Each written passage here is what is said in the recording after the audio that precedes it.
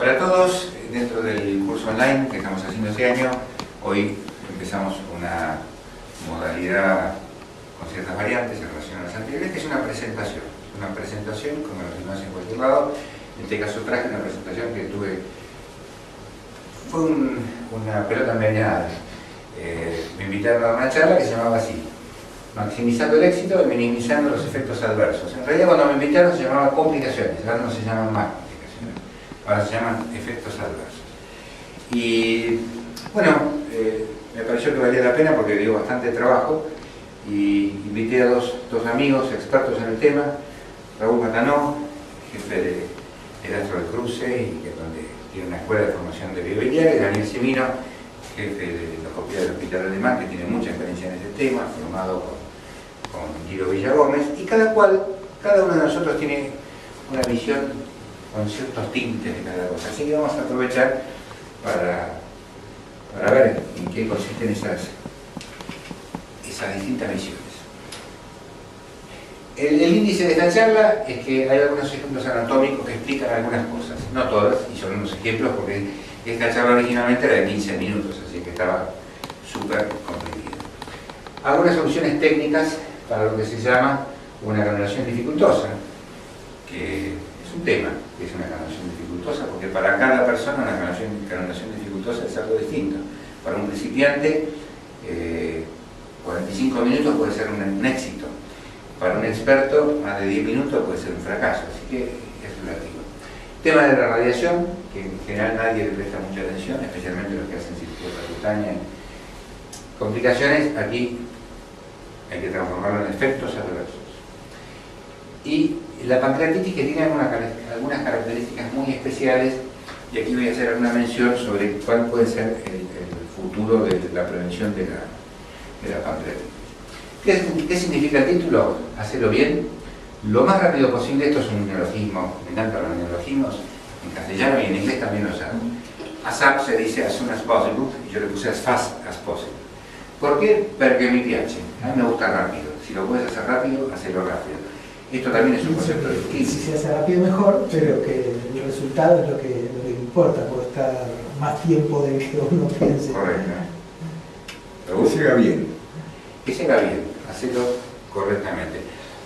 Cuando digo tan rápido como sea posible, me refiero a la velocidad de cada uno. No voy a entrar en ese tema porque no corresponde sobre las técnicas de apretar el botón en el inodoro, pero digamos, el nivel de ansiedad hace que cada cual tenga sus tiempos. En mi impresión, lo que se puede hacer rápido, hay que hacerlo rápido. Y lo que no se puede, no se puede, obviamente.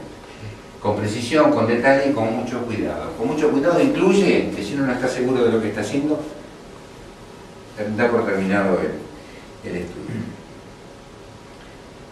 Por supuesto, la indicación es un punto crítico. La indicación de una CPRE, IRCP, papilotomía, CEPRE, como le dicen en el cruce, que a mí no me gusta el CEPRE, pero bueno, a ellos les gusta. Es el nuestro, es el nacional. Sí, CEPRE. Tiene que ser correcta. La indicación tiene que ser perfecta. Cada cual la llama como quiere. Y si uno lo dice IRCP, puedes decir por qué la mencionas en inglés, si nosotros lo tenemos que decir en castellano. Es el punto donde más hincapié hacemos con Orfelo. ¿En cuál? En las indicaciones. Cuando uno habla de calidad en IRCP, como te gustó, el punto crucial es la indicación. Es que es crítico, y ahora dentro de la presentación algo vamos a mencionar el asunto. Este es un señor de 55 años, HIV positivo, tratamiento no tiene SIDA, señor, está sano. 3 años antes lo operaron de vesícula, y en un control le ven la vía biliar dilatada, y entonces dicen tiene una estenosis.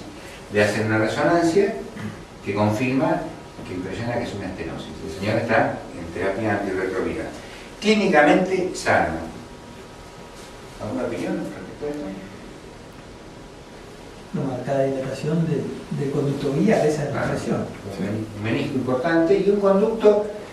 ¿Vos jurarías que esto es Wilson o vía biliar? No. No se sabe. Si yo lo miro así, no me parece vía biliar. La vía biliar no suele tener contornos. Lo que no haría es contrastarlo a ese señor antes que no tuviera certeza de qué se trata. Bueno, al señor a mí me lo manda como que tiene una estenosis.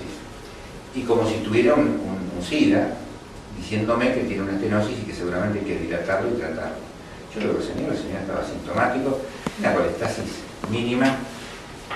Y entonces yo digo, mire señor, yo lo que voy a hacer es, lo único que le voy a prometer es que no voy a hacer ninguna maniobra que lo ponga en peligro. Si yo veo que no me gusta lo que está pasando, no voy a hacer nada malo. Y le hago la colangia. No me podía escapar de la colangia. Voilà, ¿qué encontramos acá? Esto era el Wirsum, parece. Esto era el Wirsum, pero es un Wirsum raro, es una terminación. La vía biliar termina en la papila, una enorme bolsa coledociana, varios cálculos adentro y el Wirsum terminando en ángulo recto en la vía biliar. Obviamente la canulación fue derecho a la vía biliar. Yo le digo lo que hice. Mi razonamiento fue así. Hace muchos años le hice una pequeña papilotomía a un paciente con una lesión quística de colédoco y se perforó. Tengo referencias de un lugar donde trabajo hace varios años, en el cual la razón por la cual trabajo es que le hizo la papilotomía a un paciente parecido a alguien y lo perforó, con mala relación con el equipo de cirugía.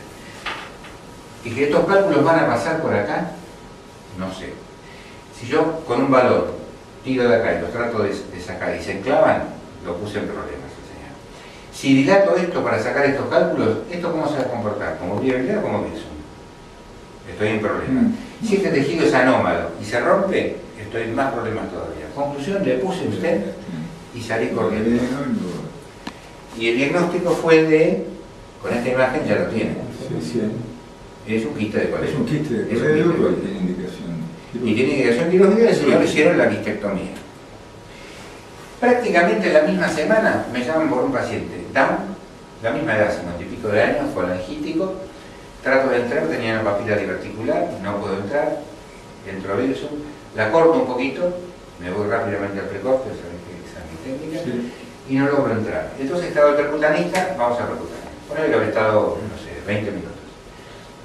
En la sala de cuando se hace los procedimientos en este lugar se hacen en hemodinamia los percutanos, con muy buena imagen.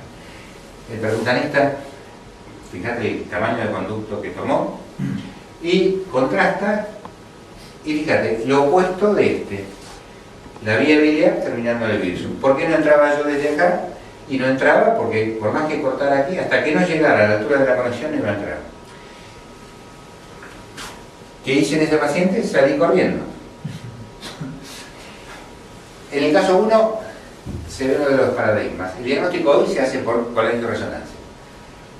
Y la CPRD es solamente terapéutica. En realidad, mi intención original de este paciente, pensando en una estenosis del colédoco, era, por el HIV, era cepillarlo eventualmente, pensando en un tumor. Y de repente me encontré que fue operado mal hace 3 años. Que cuando lo operaron seguramente tenía quiste de colédoco, no era una patología reciente.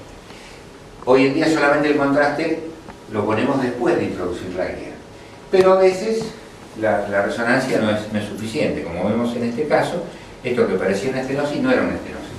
Era un enorme quiste de colédoco y una terminación anómala. En el caso 2, ¿por qué no entré y por qué no insistí? Porque si tengo un down con una colangitis, es preferible que lo mande la colangitis y no yo porque lo perforo. Ese fue el criterio que utilicé. Por ahí quizás si no hubiera puesto contraste y haber visto esto, seguir cortando hasta llegar a este punto, la verdad que era una situación de riesgo. Y en definitiva estamos hablando que estos dos pacientes son complejos por esto, porque tienen una alteración de la unión biliopancreática. Este complejo esfincteriano tiene alteraciones y en este caso entramos en el primer paciente en el terreno de la clasificación de quiste de colédoco, que no es el objetivo de esta charla, pero bueno, tienen la diapositiva, se quieren machetear al respecto. Cambiando el eje ¿quieren hacer algún agregado de esto? Por eso no había que contrastarlo, no más había que contrastar. Y el contraste sí. Quiste de colédoco. Bueno, el quiste de colédoco sí lo contrasté, Sí, pero sí. le puse un stent. Sí. Es decir, drenado sin hacerle papilotomía prácticamente. Y ese Con un paciente- diagnóstico previo y un paciente asintomático, jamás le hubiera hecho una CEP.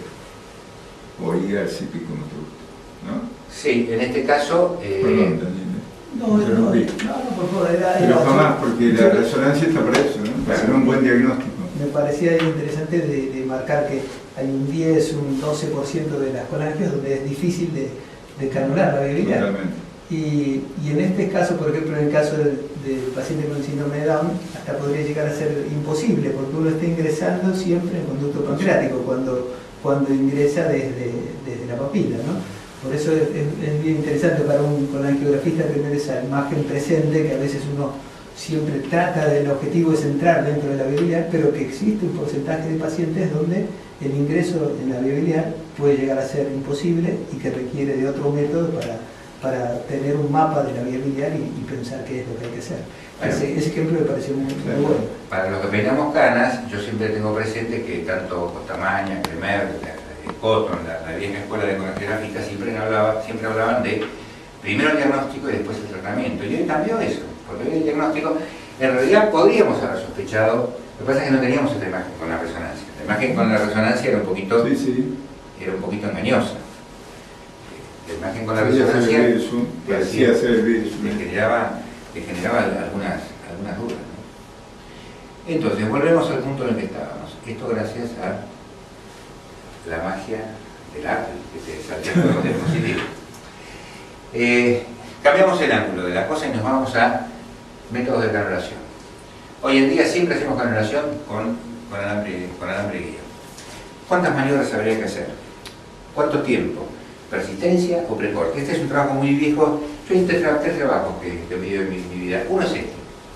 Y el otro lo hizo Daniel, con el grupo de Argerich, con el tema de la pancreatitis y la cervical. El tercero no me acuerdo ahora, así que no lo voy a mencionar.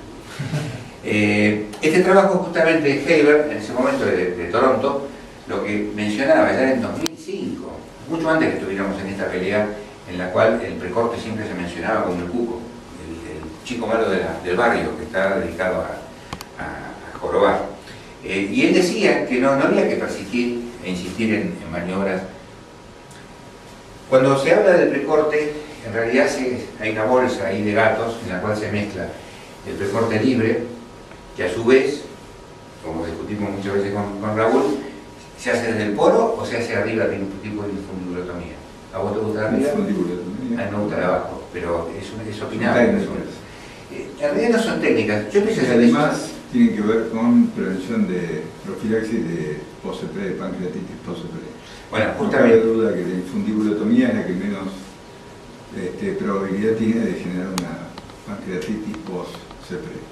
De todas las técnicas de precorte, que seguramente si vos vas a tratar canulación dificultosa o, digamos, viendo los últimos consensos, lo que hablan es esto, ¿no? Que de todas las técnicas la que menos probabilidad tiene es esta, porque estás esquivando justamente el poro pancreático, ¿no? Claro, el tema para mí, yo en realidad cuando empecé a hacer precorte, lo vi hacer a Rashomán Machado, a Kees Obrense y a Soendra, y yo lo hacía en el poro, pero en realidad yo no seguí con la costumbre del poro porque los vi a ellos, sino porque en la época que contrastábamos para entrar a donde entrábamos, yo veía que si uno entraba, le costaba acceder a la vía biliar y hacía un pequeño precorte, tipo Soendra, o sea, el alambre puesto apenas, y al no ingresar a la vía biliar le hacías una pequeña sección. De golpe ese contraste que se había metido en el virus empezaba a fluir. Entonces dije, eso baja la presión.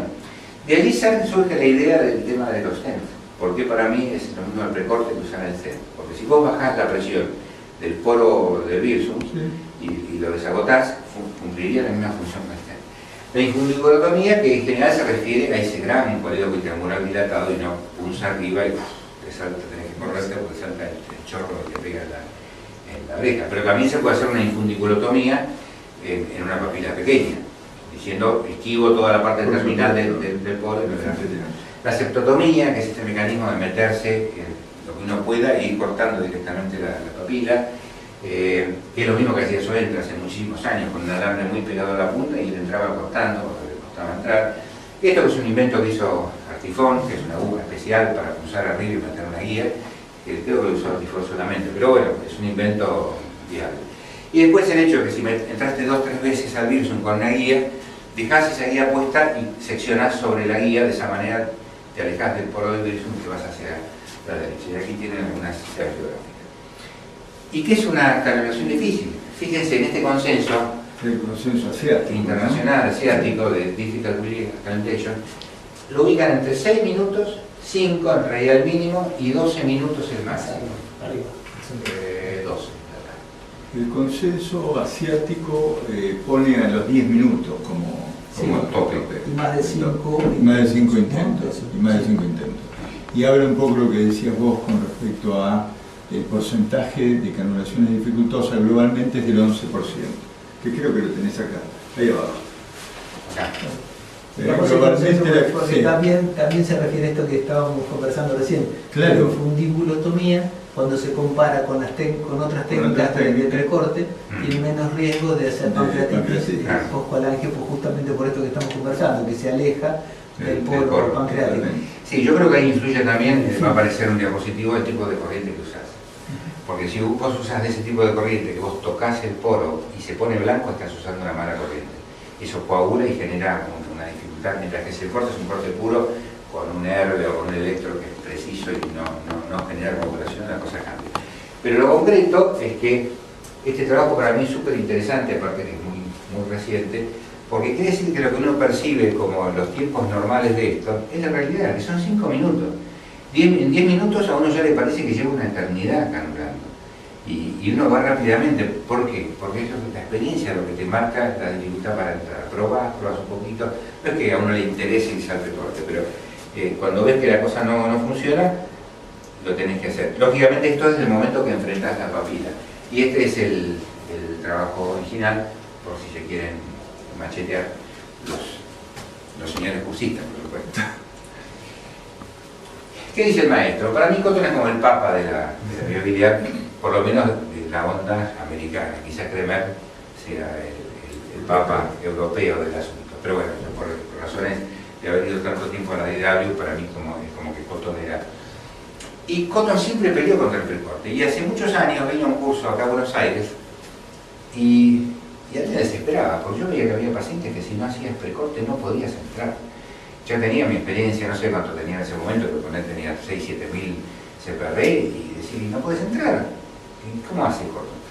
Entonces, en realidad lo que me dijo Cotton, yo en ese momento tenía un porcentaje altísimo, presenté un trabajo en una época trabajaba con fibro y tenía el 15 o 20% de precorte.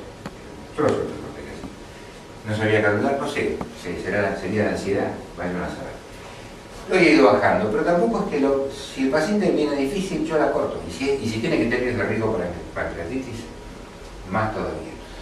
Y él lo que me explicó es que él tenía un problema de educación. Porque en Estados Unidos en ese momento consideraban que con 200 CPRE o CEPRE, el formado, el alumno, se iba a su pueblo y trabajaba. Y estaba habilitado. Entonces mandaban a una persona con 200 CPREs a una población de 20.000 personas o 50.000 personas, y esa persona iba a ser foránea. O sea, operadores de bajo flujo, lo cual es un riesgo importante para este tipo de prácticas. Y entonces él no quería difundir la de precorte, no quería que la gente aprendiera el precorte haciendo precorte. Y yo, que aprendí precorte haciendo precorte, creo que tiene razón, porque yo no puedo aceptar que alguien intente hacer precorte para ver cómo le va. Tiene que aprender cómo se hace el precorte y uno se lo muestra primero. Este es un trabajo que compartimos con Raúl. No es la intención de hacer publicidad del asunto, pero modestamente es de nuestros mejores trabajos. Y justamente lo que quisimos hacer es mostrar que el precorte temprano es igual de eficiente que los stent pancreáticos en la prevención de la pancreatitis post-ERCP, y tomamos un grupo seleccionado, porque si no, no terminas más. Necesitas una población enorme para hacer esto en un programa general. Entonces tomamos pacientes de alto riesgo y gracias al trabajo de ellos, en el cruce pudimos lograr los 100 pacientes que hacían falta para llegar a números razonables. Y nosotros en esta publicación decíamos que, igual que lo hacía Heiber antes, decíamos no persistas. O sea, si no, o ponés el pancreático o hacer precorte. Pero no sigas, porque incluso en el último tiempo tengo presentes pacientes que le entras 2 o 3 veces con la guía al virus y hacen pancreatitis. O sea, no es que el uso de la guía te evite la pancreatitis, se produce igual la pancreatitis. ¿Por qué? Ya lo vamos a ver. Sin embargo, queda claro que el uso de los stent pancreáticos y los trabajos controlados randomizados, mostrando la eficacia de los stent pancreáticos, hace que no se pueden evitar. Pues en Estados Unidos, si no pones un test pancreático, te expones a un problema legal súper serio.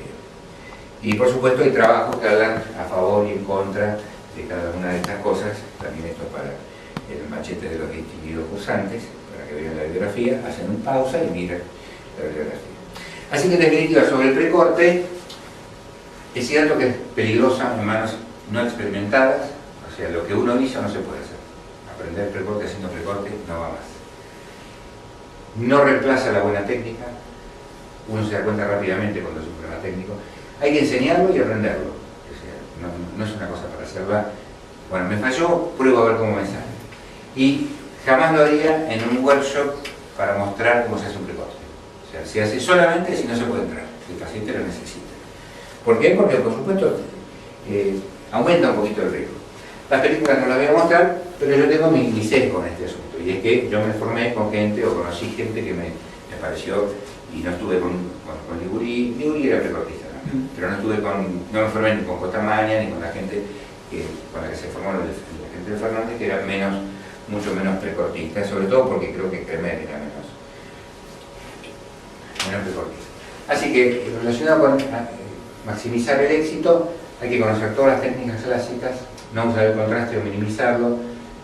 La guía hay que usarla sutil y es un peligro igual al Pearson. Tener los mejores rayos posibles, esto es un punto crítico, no se puede trabajar con malos rayos. Ir rápido al precorte y que haga mejor en vez de traumatizar la papila. Y los stent pancreáticos, en caso de duda, poner stent pancreático porque hay suficiente bibliografía como para que uno no deba evitarlo, digamos. Si uno lo tiene y lo pidió, hay que usarlo. Yo quería aclararle un concepto que lo estás manifestando, pero lo que ya se contrapone un poco, que decís, el alambre guía puede llegar a ocasionar pancreatitis, sí, pero en realidad difundir el uso de canular con alambre guía es bueno, porque uno antes de inyectar contraste puede guiarse si esa vía está en la vía biliar, y entonces está demostrado ya desde hace muchos años que canular con el alambre guía minimiza riesgos, o sea, menos pancreatitis, que si uno no utiliza, si utiliza una técnica de canulación estándar sin utilizar alambre guía. Yo pienso que el alambre guía para canular la vía biliar, con el tiempo también lo fui comprobando, es muy útil, ¿no? Porque uno antes de colocar el contraste pasa la cuerda, mira si está en el hueso, mira si está en la vía biliar, y para mí es de ayuda el alambre guía. No hay ninguna duda, 100% de acuerdo. El alambre guía en la vía biliar es fundamental porque vos, una vez que tenés el alambre guía, ya aseguraste el drenaje. Si el paciente ya viene catalogado como un tumor, vos recién ahí, yo lo que hago técnicamente es, ejemplo, tumor de bebé, pasás el alambre guía, o ves que se traba y pones un poquito de contraste mínimo, sorteas la estenosis, ves si pasa el papilotomo o no, eso ya te marca el nivel de la estenosis, y ahí ya estás pensando en poner stent o lo que vayas a poner desde ya. Lo que me refiero yo no es que critique la alambre guía, hoy en día no se trabaja sin alambre guía, es inadmisible, no se trabaja más con contraste. Lo que quiero decir es que uno pensaba, y yo pensé durante un cierto tiempo, porque había bajado mi nivel de complicaciones, pensé que era, rectas canchas de IRCP, porque durante un cierto periodo te aparecen pacientes que no se complican. Entonces, si ya está con el alambre guía y buen electrobisturí, desapareció la pancreatitis y de golpe aparece la pancreatitis. A eso me refería, pero viene bien el comentario, porque sí, efectivamente, hoy se trabaja con el alambre guía. Sí, el consenso asiático, uno de los puntos tópicos. Sí, esto lo tomé de un workshop internacional, un país X, dos expertos haciendo CPR. En los workshops internacionales y en los locales también hay que tener un abogado de diálogo. Que en un momento digan, muchachos, paren. Se olvidan que están dando radioscopía. Se olvidan que están dando radioscopía y este paciente, para el momento que descubrieron que no iban a entrar por abajo y que tuvieron que entrar por arriba, llevaba 53 minutos de radioscopía. 53 minutos. Un segundo de radioscopía son 10 placas. A la cuenta, si quieren, este señor sufrió una radioterapia para el tratamiento de su estenosis. Hay que tener cuidado con la radiación. Bueno, vamos a un tema, a factores de riesgo. Ahora entramos en la parte de efectos de eventos adversos. Relacionados con el procedimiento en sí, tradicionalmente se ha hablado del precorte. Precorte, mala palabra.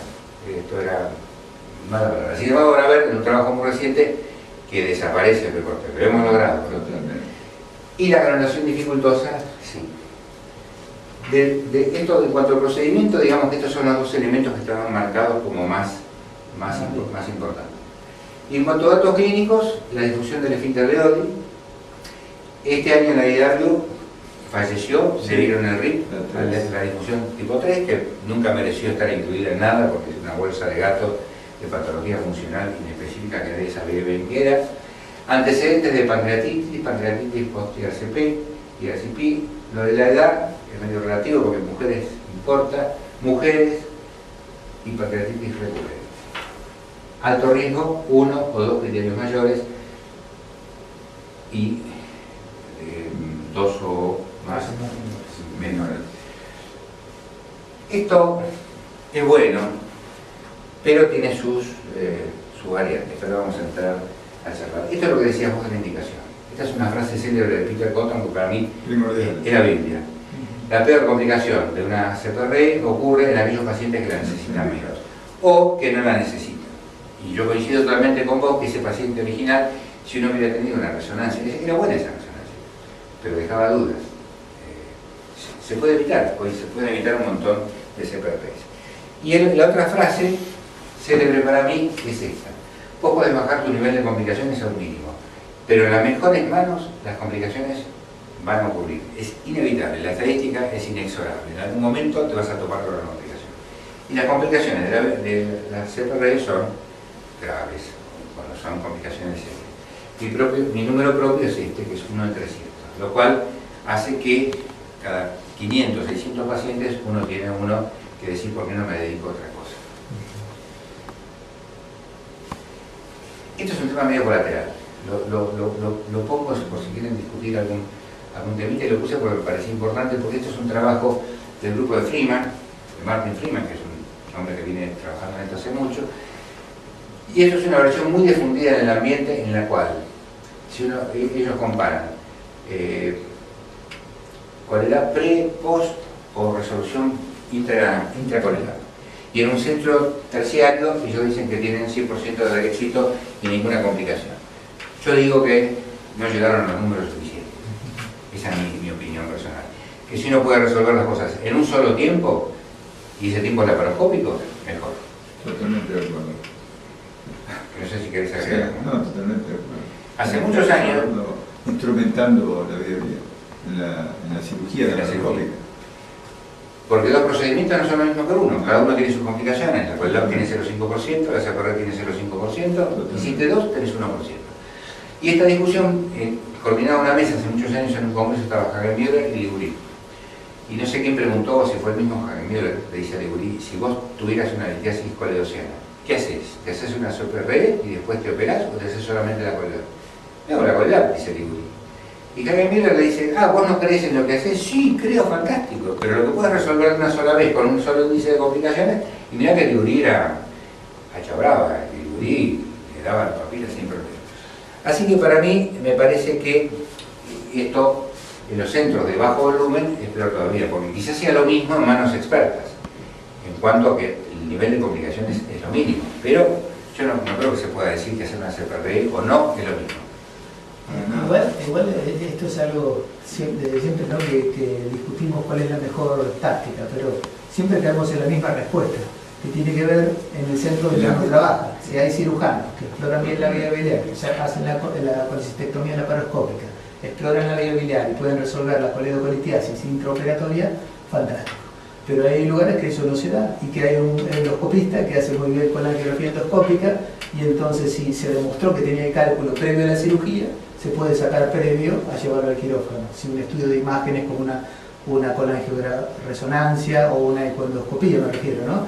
Como estudio diagnóstico, y la colangio como terapéutica antes de la coledoc. Y si no, también podría ser la posibilidad de, existen otras variables, que si se dispone de un endoscopista que esté en el quirófano, que no es tan sencillo de conseguir, o que quede para después, como en esos casos que mostrabas recién, que algunos pacientes, no sé si eran 33, se resolvieron posterior a la laparoscopía, que vieron que había un cálculo, no lo resolvieron y lo dejaron para una colangiografía posterior. Por eso va a depender, me parece, del lugar donde uno trabaja. Si hay cirujanos no desarrollaron extraer cálculos de la vía biliar, se va a seguir conservando la colangio dentro de las herramientas para resolver este problema. Bueno, tu comentario es perfecto, es exactamente así el asunto, esto depende mucho de cada lugar. Y a mí me queda claro, por ejemplo, en algún lugar he convencido a los cirujanos, y en realidad obedece a que con otro grupo ellos usaban los factores predictivos. Con factores predictivos certeros, o sea, con alto índice de sospecha de litiasis, yo hacía la CPRI y lo operaba. Cuando era bajo, lo operaban, hacían la colangitis operatoria, trataban de resolver, y si no podían resolver, yo hacía la CPRI. El problema de esto son los tiempos. O sea, que de repente vos estás sentado en un quirófano durante 40 minutos y son rápidos, y recién en ese momento vas a entrar. En un nivel de actividad que estás todo el día en un solo lugar sería fantástico, eso porque sería el mejor mecanismo. Y en otro lugar, en base a esta experiencia, algunos pacientes seleccionados que uno sospecha, piensa, cree, ruega, que va a tardar 15 minutos en hacer la colangio, son los únicos pacientes que yo trabajo con intubación. Intubamos al paciente, lo ponemos boca abajo, le hago la colangio, saco el tubo, lo volvemos a poner boca arriba y se hace la prolapso. El paciente entró y en el mismo tiempo quirúrgico se hace esos dos procedimientos. Esto lo charlamos en el curso, la presentación que te hizo, y a algunos cirujanos no les gusta. En el hospital lo hacemos eso, pero la realidad es la que dice Daniel. Yo creo que la mayor parte de los grupos quirúrgicos no instrumentan la viabilidad, no están habituados a instrumentar la viabilidad. Entonces la mayor parte de los lugares siguen dependiendo del endoscopista para resolver la viabilidad. En los lugares donde instrumentan la viabilidad, lo ideal es un solo paso. Queda claro que la situación del cirujano, que opera a un paciente, le hace una colangitis operatoria, le ve un cálculo, trata mínimamente, porque no tiene mucha experiencia, de sacarlo. Clipa con varios clips para asegurarse, muchos clips siempre son sinónimos del problema. Y sale corriendo a rogar que uno pueda resolver después el paciente, es un pequeño problema, porque si no, por X motivo, ese paciente no lo pudiera resolver, hay que reoperarlo. Así que eso para el cirujano es una situación de alto riesgo. Vamos a la última parte de este asunto, unos 15 minutos y estamos. Minimizando los efectos adversos, eventos adversos. Los principales riesgos de pancreatitis: mujer, joven, obesa, antecedente de pancreatitis. Vía biliar normal, anatomía normal, bilirrubina baja, digamos, ahí se puede agregar en un segundo plano un montón de elementos, pero en general uno considera mujer, joven, obesa, antecedente de pancreatitis como factores de riesgo o predictivos de complicaciones. ¿Sí? ¿Ustedes tienen alguna otra? No, estamos de acuerdo. Relacionado con el paciente, ¿no? Son esos. Y los elementos para prevenirlos, el uso de la metacina. ¿Por qué rectal? Yo también me he preguntado, ¿por qué rectal? ¿Y por qué no endovenosa? Sí, no está... ¿Por qué? Bueno, porque la mayor parte de los trabajos muestran eso. Sí, no ha habido... Hay revisiones de utilizar corticoides para minimizar Sí, el pancreatitis, sí. de utilizar antiinflamatorios endovenosos, y ninguno de esos demostró ninguno dio que disminuía resultado. la pancreatitis postcolangio. Para nada. En cambio, indometacina transrectal demostró en un randomizado que disminuye la pancreatitis postcolangio. Totalmente. Y todos los trabajos del Munzer, que es el primero que arranca con todo esto, Pero Yo muestran. sospecho que tiene que ver con el flujo, No. del flujo portal que debe pasar por el páncreas. Es la única La explicación lógica. fisiopatología no está clara, digamos. La mayor parte de los trabajos, lo que sí han demostrado que no tiene impacto, digamos, en la prevención si no es la vía endorrectal. Lo de los test pancreáticos en Estados Unidos, como les decía, es un tema crítico, porque no se puede en Estados Unidos no poner un stent. Se transformó en la norma y uno no se puede escapar de la norma. Ese es el inconveniente de las guías y las normas. Una vez que uno las difundió y la tenés como la Biblia, no podés cambiar. Lo del tema precorte de manos expertas, que ahora vamos a ver que parece ser que ya se puede ir aprobando. El uso de las guías, que no previene la pancreatitis, pero la minimiza. Sí. El tema de la corriente puede ser un dato, y un dato... La hidratación. Y la hidratación. El Ringer, por equilibrio electrolítico, parece ser un poco mejor. Este es el trabajo original de el Munzer, que realmente fue un boom importante, y prácticamente se está aplicando a todo. ¿Ustedes qué usan? ¿El de 75 o dos de 75? ¿Cómo? El supositorio. Uno de 75. Uno de 75. En realidad son 100. Sí, en realidad son 100 ellos. En realidad son 100 miligramos. Y el otro día no sé qué me decían que le da 2 de 75. En realidad son 100. Y el precorte temprano está saliendo de ese marco del cupo, Pero se usan los cupos. Perdón, Sí. perdón, Luis, pero eso quizás sería interesante, como decías, la indometacina, ¿por qué transrectal? Es efectiva y no endovenosa. Pero sin embargo no sabemos cuál es el mecanismo de acción, pero que cada paciente después de una colangio reciba un supositorio de indometacina, pensamos que mucho mal no le estamos haciendo. Entonces, quizás es bueno para difundirlo, que todo el mundo tenga la indometacina en la cabeza después de que tome una colangio y que le coloque un supositorio posterior al estudio, porque... Digamos, esa es la otra discusión que actualmente, digamos, está bastante en boga, que tiene que ver con si es para todos o es solamente aquellos grupos, el grupo de alto riesgo, ¿no? Aparecieron varios trabajos donde unos decían, bueno, tiene que ser para todos. Las guías americanas últimas mostraban que tenía que ser para todos, y después aparecen trabajos en contra que demuestran que para todos no tiene sentido, y tiene sentido para los grupos de alto riesgo. Así que yo no me quedaría tranquilo en poner un supositorio a cualquiera. Me parece que en el grupo de alto riesgo está demostrado, la mayoría de los trabajos lo avalan, en el resto no sé, es como una cuestión psicológica. Nosotros vamos más tranquilos dejando el supositorio. Yo pienso que no estamos haciendo, excepto que tenga un problema renal, que tenga alguna contraindicación algún para la problema cirugía, alérgico a la indometacina. pero creo que no le estamos generando ningún mal de aplicar después. Y es el único, porque también se usó nitritos, bueno, se han usado muchas Sí, cosas. muchas cosas. Incluso silocaína local papilar. Exacto. El único tema importante... Pero bueno, no está claro este tema, en quién, si van todos y si impactan todos. El uso de ellos lo recomiendan periprocedimiento. Nosotros estamos tratando de hacerlo en el momento que vamos a empezar, o sea, en el momento del comienzo del procedimiento. El único detalle que discutí con algunos de mis discípulos, colegas y amigos con los que trabajo, es avisarle al paciente. Por supuesto. Porque si el paciente no está advertido, termina el procedimiento, le hicieron un procedimiento por la boca y le tiene un ardor en la cola, puede interpretar que fue objeto de una situación un poquito compleja. Así que creo que es importante o se lo ponga al paciente o avisarle que se lo va a hacer. Lo del precorte para mí está claro, ya este es un trabajo de otro grupo, 2010, sí. Y ya las ventajas del precorte, y hace que en este último trabajo de eventos adversos asociados a la CRB, desaparece el precorte. Primer momento en el cual podemos decir el precorte en manos expertas sirve. Antecedentes de pancreatitis, sexo femenino, pancreatitis recurrente previa, disfunción del efecto y si aquí sacamos los tres, prácticamente salta esto, desaparece, porque el 1 y 2 son indicaciones precisas. Y en cambio el 3 era hacerle patología funcional.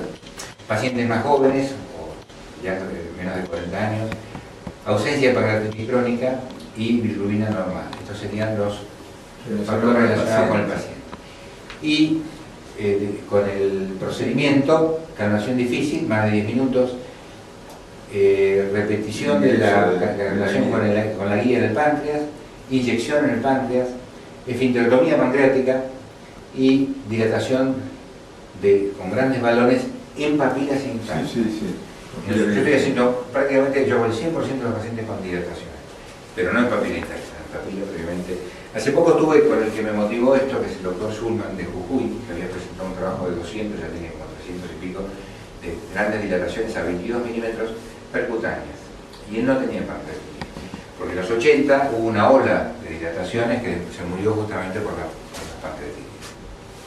Bueno, entonces como les decía, el último punto es el de la dilatación con grandes balones. Como les contaba, esto me surgió porque hubo una onda en los 80 con un escocés que hizo mucha dilatación, hubo mucha pancreatitis, entonces se cayó el sistema. Y un día, hace como 10 años, en una charla de cirujanos, este hombre de Schulman en Jujuy sacaba cálculos de pacientes con cascotes enormes, dilatando a 22 milímetros. No tenía pancreatitis. La casualidad de que empecé a dilatar. Fue papilotomía. Papilotomía, la que hace falta para cálculos grandes, digamos, depende de la anatomía. Si no lo muy chiquita, no lo vas a cortar mucho. Bueno, dejé de usar canastas. Yo antes si no tenía un Olympus, me volvía loco. Y ahora entro solamente con introductores, lo cual es un pequeño problema, porque son un poco duras. No tenemos Olympus ahora. Rígidas son. Y son bastante rígidas. Como decías, Daniel, que también usas balones y papilotomía pequeña. Claro, no, cuando veo que el balón tiene su su indicación, ¿no? Para sacar cálculos grandes, de 1,5 centímetros, o si son múltiples, o en un paciente o en una papila peridiverticular, que uno no sabe cómo va a seguir el corte, o en un paciente que tiene una coagulopatía, creo que esos son los lugares donde tengo en la cabeza que hay que usar el balón. Y la verdad que sí, también lo que comentabas, que mucho menos se tenía en mente siempre de que hace años atrás uno pensaba que el riesgo de producir pancreatitis después de dilatar con balón era mayor a una esfinterotomía. Y hoy en día vemos en la práctica diaria que no es así, que existe el riesgo de pancreatitis, pero que es muy parecido al hacer una esfinterotomía. No sé si tiene que ver eso de hacer una esfinterotomía, como comentaba hace un ratito también, lo comentábamos con Raúl, hacer la esfinterotomía y después dilatar, como que eso dirige la presión. No sé si eso tiene que ver que la presión no se vuelca hacia el conducto pancreático y por eso minimizar el riesgo de pancreatitis. Alguna vez creo que escuché algún trabajo que demostraba eso, pero la verdad que el riesgo de pancreatitis por dilatar es similar, quizás ligeramente superior a de una papilotomía, pero no son cifras que lo pongan en un método peligroso, ¿no? Hay que tenerlo en mente. Ustedes usan mucho, ¿no? Muchísimo, sí. ¿Han publicado trabajo? Sí, hemos publicado, presentamos trabajo de dilatación con balones de gran volumen. Usamos habitualmente 12, 13,5, 15 y si es necesario dilatamos hasta 20. Depende de la viabilidad, continente contenido siempre tenemos en cuenta, ¿no es cierto? Depende del calibre de la viabilidad que vamos a dilatar y del tamaño de los cálculos que tenemos que sacar. Así que por ahí pasa la historia, ¿no? Pero es de mucho valor y bueno, evitás, el número de litotripsias son menores y evitás algún tipo de complicación que puede ser el atascamiento de la canastilla, que uno lo sufría antes, ¿no? Mucho más frecuentemente que ahora, que es una complicación. Claro, yo prácticamente no entro más con cestas normales. O sea, tengo que estar seguro que va a salir el cálculo fácil, si no, no entro con El problema de las canastas de litotripsia, que es lo que estabas diciendo antes, muy duras. Son muy rígidas, cuestan. Y hace años que no entran los Olympus, que eran muy buenas. Exacto.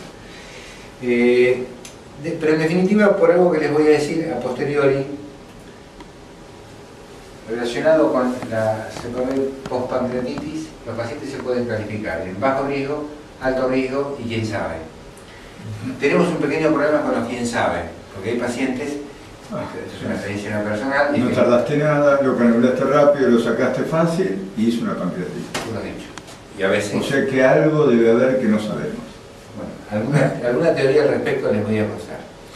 Vamos a eventos adversos relacionados con perforación, la edad, los divertículos, el Senker, los tumores pancreáticos, el pasaje a la segunda, el tema de la oditis, si uno dilata una oditis, esto es poco frecuente, pero es menos frecuente que la pancreatitis, pero cuando se produce es un verdadero problemón, así que hay que escaparle como la peste a la perforación.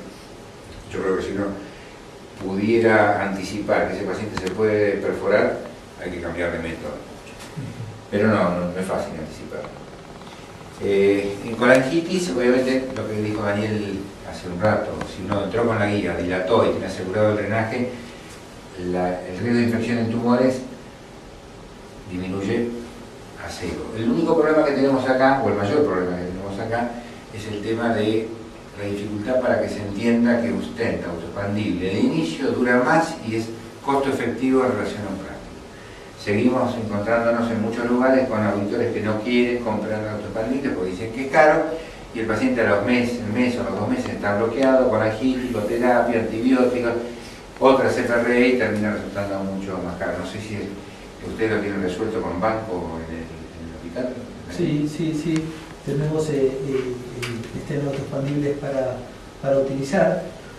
Igualmente así sigue siendo algún inconveniente todo el tema que estás comentando de las autorizaciones, porque uno médicamente lo tiene claro, hay que colocarle el stent autoexpandible, pero después hay que hacer toda una movida para que no es fácil, pero hay que hacerlo, moverse para que la obra social o el sistema prepago autorice el stent autoexpandible. Por lo general se consigue, y por eso tratamos de entrada, si requiere, si vemos que es un tumor que es irresecable, colocarle una prótesis autoexpandible. Esa es un poco la idea, ¿no? Pero veo que no es fácil de difundir eso, es lo lógico, es lo que hay que hacer, pero a veces lo lógico no es tan sencillo de llevarlo a la práctica, ¿no? ¿Y en el cruce cómo resuelve el plástico? Similarmente, si está estadificado el paciente y no es resecable, muchas veces tratamos de colocar un autoexpandible inicialmente, es lo ideal. La otra problemática que hoy lo hablábamos, porque hoy estuvo en el hospital Analía Pascua, y hablábamos justamente del cáncer de páncreas, que han aparecido tantas condiciones, desde las enzimas, el estado nutricional, un montón de cosas que hace que la sobrevida del paciente y la calidad de vida haya mejorado en el tiempo. Entonces empezamos a ver a aquel que le pusimos un autoexpandible y hace colangitis, o ya no, tenemos que entrar a resolver eso, que en alguna etapa era una solución definitiva, ¿no? Claro, era definitiva porque se moría el paciente. Claro, el paciente no tenía tiempo. Y tenés el problema de la endoscopia oncológica. Exacto, lo oncológico ha mejorado mucho, entonces y eso son pacientes que hay que... Pero vemos más eso, ¿no? Que hay que colocar este autoexpandible dentro del sobre el autoexpandible. Un plástico dentro, dos plásticos dentro del autoexpandible. Exacto, cambiaron los tiempos. Sí. Y por supuesto el tema de la guía, como dijo bien Daniel de entrada, hace que uno asegure, al no poner nunca contraste, si no tiene asegurado el drenaje. Y por supuesto esto siempre hay que tener un percutanista a mano, ¿no? En cuanto a hemorragia, bueno, principios elementales, chequear la coagulación, el tipo de corriente que charlamos también de entrada, el tema de la anticoagulación, que hay muchas conferencias al respecto, cómo manejar la antiagregación plaquetaria. ¿Toman un remedio? No tomo, solamente aspirina. Y eventualmente también lo que decía Daniel, dilatar y evitar las vinterotomías, y eso se puede.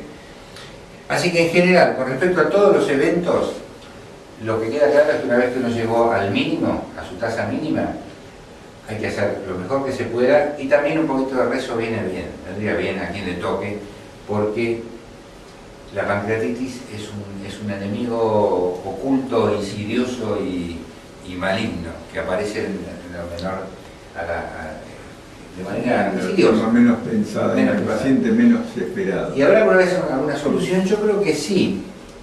Quizás haya alguna solución, pero no creo que sea endoscópica la solución. A raíz de este tema... Pero antes de que continúe, ¿no? Pero me parece que es importante, a medida que, así como por ejemplo en la tasa de detección de pólipos, un colangiografista debería tener la tasa de pancreatitis postcolangio, alguien que haga, porque yo pienso que es, o por lo menos yo lo vi en mi experiencia al inicio de cuando empecé a hacer esta práctica, el número de pancreatitis seguro que era más alto que tengo después de años de hacer esta práctica, y probablemente nos pase a la mayoría de los endoscopistas. Me parece que no sería un indicador que es, como vos decís, a veces no se puede prevenir, pero sí el número tiene que ser un número aceptado, un número que esté dentro de la lógica, ¿no? Eso creo que es algo para tenerlo en mente, que la tasa de pancreatitis postcolangio de cada colangiografista sería algo útil como para un indicador de calidad de lo que uno hace. Me parece que eso sí uno lo podría... No, eso está perfecto. Incluso en algún momento le escuché a Cotton en una conferencia ya hablando de que cada uno debería tener su propia tasa para buscar al paciente. Este es mi índice de complicaciones, los míos personales. Pero lo que vos agregás es un dato, por supuesto que es relevante, porque yo tengo presente el año pasado 2 pacientes, una señora de 65 años, salvo que era mujer y era un poquito gordita, no tenía ningún criterio de riesgo especial, colangio de 15 minutos, empecé 1:20 y a la 1 tenía una reunión en dirección, y sin apurarme, a la 1 estaba en la reunión en dirección. Y la señora le tomó solamente 5 días entrar en un circo monstruoso, falla multiorgánica y morirse. Y otro paciente peor, hombre, 65 años también, era una precoledad, le hago la colangio, dilaté, saqué un cálculo, sin incidencia, sin páncreas, sin ninguna cosa que llamara la atención. El señor al día siguiente se va a su hospital para operarse, se va en buena situación porque lo entran en la sala, y a la noche se empieza a descompensar, la tardecita, y se muere antes que llegue el sol del día siguiente. Con lo cual, cuando vos haces un consentimiento de CPR, por eso el consentimiento de CPR es tan importante, porque no sabes qué paciente, por eso te decía, nuestro paciente va con riesgo, alto riesgo, quién sabe. El quién sabe es nuestro problema. Y hablando de este asunto, yo me planteé, no, hay un grupito justamente que tiene que ver con eso. Hay algo que no conocemos. Hay factores que desconocemos, que tienen que ver con desencadenar la pancreatitis post-CPR, que no lo sabemos. Lo que sí sabemos es que, teniendo en cuenta todos los criterios que vos tomaste en cuenta, desde el inicio de la charla al final, desde la indicación que es primordial, y pasando por los riesgos relacionados con el paciente, con las maniobras, nosotros vamos a acotar esa tasa de pancreatitis post-CPR cuando uno tiene cierta trayectoria o experiencia, como dice Daniel, a lo mínimo esperable. Lo mínimo esperable es entre 3 y 5% en los grupos que tienen alto volumen. Entonces, si estamos ahí, estamos relativamente bien. Siempre vamos a tener un porcentaje de pancreatitis post-CPR que va a estar alrededor de 3, 4, 5%. ¿Y qué es lo que se espera? ¿Sí? Y nos va a pasar en pacientes que no están dentro de todos esos, porque hablamos de la mujer joven, la viabilidad fina y bueno, todos estos que vos dijiste, y de golpe y porrazo nos aparece el otro que hace una pancreatitis aguda grave post-CPR y que no tenía ninguna condición de esa. Estaba amarillo, viabilidad dilatada, más de 60 años. Bueno, hay factores que no sabemos. El problema de esto es que esos pacientes es difícil de enfrentarlos después y decirle, mire, usted le tocó. Hay que explicarles antes que te puede tocar, porque si no te encontrás un problema. Vos le dijiste, no, es un procedimiento fácil, rápido, sencillo, no, el paciente terminó en terapia. Eso jamás. Y esto, bien dicho, eso jamás. Esto es lo que estuve charlando con María Inés Bacaro, que es la presidenta del próximo Congreso Internacional de Páncreas, y ella plantea un concepto interesante que yo creo que el desarrollo de esto a lo largo de los próximos años quizás dé la respuesta a este asunto. Es el concepto de autofagia enzimofagia, que hace que cualquiera de ustedes, los que están mirando el curso y ahora ya desesperados cortan porque se van a cenar, o a almorzar, o a la hora que estén viendo esto, comen un bife de chorizo, papa frita, huevo frito, no tienen ningún problema. Y otra persona, nos estamos hablando de CPR, come lo mismo y explota con la pancreatitis. El equilibrio entre autofagia y enzimofagia. El páncreas nació para hacer autofagia. En el momento que vos el páncreas haces una punción y el señor hace una pancreatitis es porque ese ingreso de la aguja en una econdoscopía le generó una pancreatitis. ¿Qué es lo que ocurre ahí? La autofagia. La autofagia del páncreas, los verdes en solves empiezan a salir por todos lados y generan una reacción en cadena que no para más y a su vez genera toda una serie de reacciones que es lo que llevan a síndrome de respuesta inflamatoria sistémica. Pero hay una enzimofagia que se tiene que ocupar de parar, que es lo que hace que tengamos 100 y pico de amilasa normalmente todos y estemos en un equilibrio estable, pero por muchos años. Y este quizás sea el asunto. Y quizás esto sea un tema genético, no sea un tema técnico. No es que la corriente en un paciente es la corriente lo que genera. Lo que genera es que el mismo paciente, a un paciente vos le haces, hablemos de otro tema, la econdoscopía, vos le haces una punción pancreática o punzás un quiste y no pasa absolutamente nada. En otro paciente punzás un quiste y hizo una pancreatitis. Entraste con la aguja un quiste. ¿Cuál es la razón por la cual en una econdoscopía un paciente reacciona con lo mismo que la CPR? Un corte, una maniobra mínima, 15 minutos o 10 minutos de duración, sacaste un cálculo, no hiciste nada en el páncreas. Entraste una vez por el virus y ese paciente hace un cuadro monstruoso. Quizás el equilibrio salga por allí.